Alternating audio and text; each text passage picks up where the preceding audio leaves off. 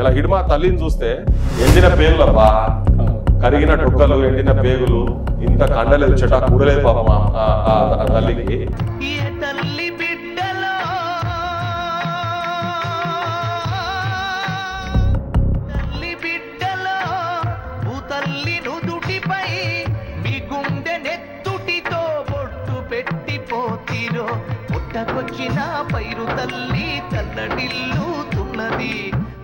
అన్నలలో పోయి చచ్చిపోయినటువంటి వాళ్ళు ఆ సావులకు అర్థం ఉండదు. ఎండిన డొక్కలు, ఎండిపోయిన పేగులు పట్టుకొని బయట తిరుగుతుంటే అసలు వాళ్ళకి ఆ వెయిన్స్ రక్తనాళాలు ఉన్నాయా లేవో అనిపిస్తుంది. వాళ్ళు పోతే వాళ్ళు అసలు అన్నం తినేటట్టున్నారా లేదన్నట్టు చూస్తున్నారు. ఎవరి గురించి ఈ త్యాగాలని వాళ్ళు చేసిన, ఈ అన్నలు చేసిన త్యాగాలు ఎవరి గురించి? తెలంగాణ గురించి చచ్చిపోయినటువంటి 1200 మంది ఇప్పుడు కావచ్చు, 369 మంది గతంలో కావచ్చు, ఆ త్యాగాలకు సార్థకత ఉండదు.